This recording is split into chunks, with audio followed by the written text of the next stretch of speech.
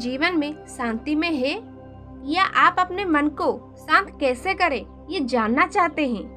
तो दोस्तों, इस कहानी सिर्फ और सिर्फ आपके लिए ही है। नमस्कार दोस्तों, चैनल दिव्य सृष्टि पर आप सभी का स्वागत है।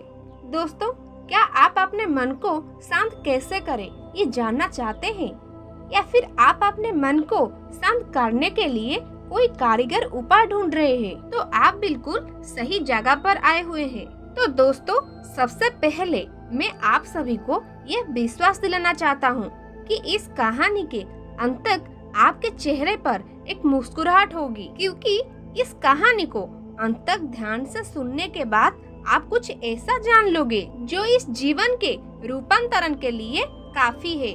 तो चलिए दोस्तों, बिना देर किए इस कहानी को शुरू करते हैं। एक बार की बात है, एक लड़का एक महात्मा के पास आता है और उनसे कहता है कि महात्मा जी, मेरे जीवन में बहुत अशांति है और कृपा करके मेरा मार्गदर्शन करें, जिससे कि मैं इस अशांति से छुटकारा पा सकूं। और वो महात्मा उस लड़के से पूछते हैं कि तुम्हारे जीवन में अशांति क्या है? और फिर वो लड़का उत्तर देता है, अत्यधिक विचारों के कारण मेरे भीतर बहुत सारे विचार चलते रहते हैं, जिसके कारण मेरा मन अशांत रहता है। फिर वो महात्मा जी मुस्कुराते हैं और उस लड़के से कहते हैं कि ऊपर उस आकाश में देखो, क्या तुम्हें सूर्य दिख रहा है? वो लड़का ऊपर आकाश में देखता है और कहता है कि जी गुरुदेव, दिख रहा है। फिर वो महात्मा जी उस लड़के से पूछते हैं कि अगर तुम लगातार इस धूप में खड़े रहोगे तो क्या होगा? वह लड़का कहता है कि गर्मी लगेगी गुरुदेव, और शरीर में बेचैनी पैदा हो जाएगी। फिर वो महात्मा जी उस लड़के से पूछते हैं कि अगर तुम धूप में खड़े रहने से तुम्हें गर्मी लगती है तो इसमें दोष किसका है? सूर्य का, गर्मी का, या तुम्हारा? वह लड़का थोड़ी देर सोचता है और कहता है, कृपा करके आप ही बताइए गुरुदेव। वो महात्मा जी मुस्कुराते हैं और उस लड़के से कहते हैं कि सूर्य का काम है गर्मी देना और गर्मी का काम है गर्मी लगवाना, इसीलिए दोष तुम्हारा है कि तुम धूप में जाकर खड़े हुए हो। तुम चाहो तो तुम छाया में भी जाकर बैठ सकते हो। ठीक उसी प्रकार हमारे मन का स्वभाव है विचारों और भावनाओं की खिचड़ी पकाना, और विचारों और भावनाओं का काम है तुम्हें दिशा दिखाना। अब उस दिशा में तुम्हें चलना है या नहीं, ये सिर्फ तुम्हारे हाथ में है। देखो और ध्यान से समझो कि विचार और भावनाएं समस्या नहीं है, बल्कि तुम्हारा उनसे जुड़े रहना समस्या है। सोचो कि तुम धूप में खड़े हुए हो और तुम चाह रहे हो कि तुम्हें गर्मी ना लगे। क्या ये संभव है? अगर तुम्हें गर्मी से बचना है तो तुम्हें अपनी जगह बदलकर धूप से छाया में जाना होगा। मनुष्य के अंदर 4 आयाम है, तन, मन, दिल और बुद्धत्व। तो दोस्तों, बुद्धत्व यानी कि को बुद्धि के परे की स्थिति है, उसे बुद्धत्व कहा जाता है। दूसरे और तीसरे आयामों में हमेशा उथल पुथल रहती है, यानी मन में विचार चलते रहते हैं और दिल में भावनाएं होती है, और ये दोनों ही आयाम बहुत ही शक्तिशाली है। विचार क्षणिक होते हैं और भावनाएं देर तक टिकती है। उसे तुम ऐसे समझो जैसे कि कल तुम जिसे खोने से डरते थे, आज वो तुम्हारे पास नहीं है, और आज तुम्हें उनकी कभी महसूस नहीं होती है। कुछ समय तक हुई थी, लेकिन अब नहीं हो रही है, क्योंकि भावनाओं को अलग होने में थोड़ा समय लगता है। विचार तुरंत बदल जाते हैं, जैसे अभी तुम कुछ और सोच रहे थे और थोड़ी देर बाद कुछ और सोचने लग जाओगे। इन भावनाओं के कारण ही तुम्हें किसी से प्रेम हो जाता है, और फिर वही प्रेम नफरत में बदल जाता है, मित्र ही शत्रु बन जाता है।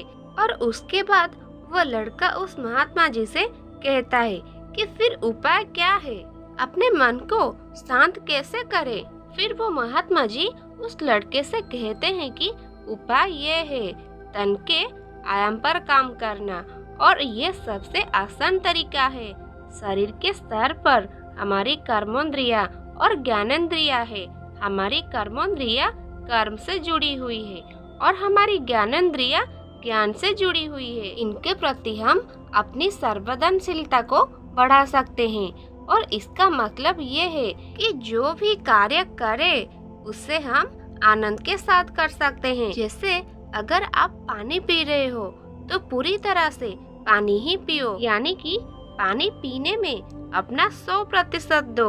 और फिर वो लड़का पूछता है कि ऐसा करने से क्या होगा गुरुदेव? महात्मा जी कहते हैं ऐसा करने से तुम मन और दिल के आयाम से हटकर शरीर के आयाम पर आ जाओगे।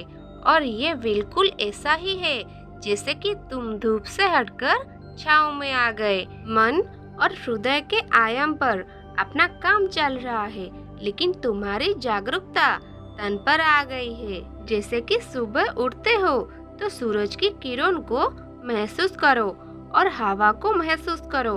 आंखें बंद करके पक्षियों की आवाज सुनो। लगातार तन के आयाम पर काम करने से तुम एक दिन हैरान हो जाओगे कि तुम पक्षियों की आवाज तो कानों से सुन रहे हो, लेकिन तुम्हारे चित्त शांत हो रहा है।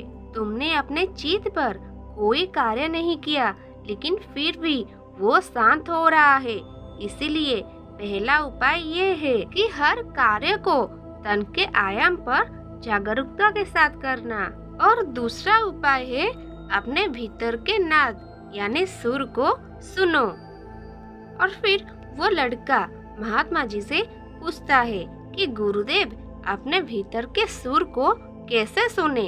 फिर वो महात्मा जी उससे कहते हैं किसी शांत जगह पर जाओ जहाँ पर कोई शोर ना हो और अपनी आंखें बंद करो और अपने भीतर के सुर को सुनने का प्रयास करो। हैरानी की बात यह है कि वो सुर कभी भी बंद नहीं होता है और वो हमेशा बजता ही रहता है। फिर वो लड़का पूछता है कि तो फिर उस सुर को मैं अभी और इसी वक्त क्यों नहीं सुन सकता हूँ?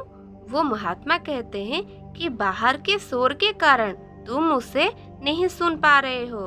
अगर तुम अपने भीतर के सुर को अभी सुनना चाहते हो तो ये काम करो, तुम्हें अपने दोनों हाथों से अपने कानों को बंद कर दो और सुनो।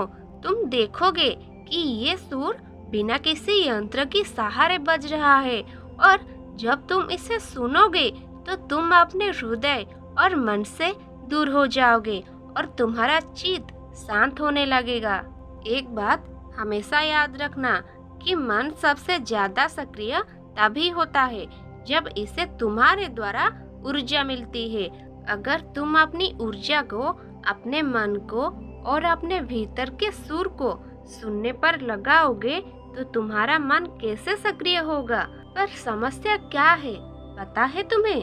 हम अपने विचारों से और अपनी भावनाओं से लड़ते रहते हैं और इसी में ही अपनी ऊर्जा को खत्म कर देते हैं। फिर हमें हर बार की तरह हमें अशांति घेर लेती है।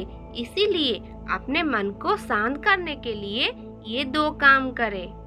पहला उपाय अपने मन के आयाम से हटकर तन के आयाम पर आ जाएं और दूसरा उपाय अपने भीतर के सुर को सुने। तो दोस्तों वो लड़का तो उन महात्मा की बातों को समझ जाता है कि मन को शांत कैसे करें, लेकिन क्या आप समझ पाए?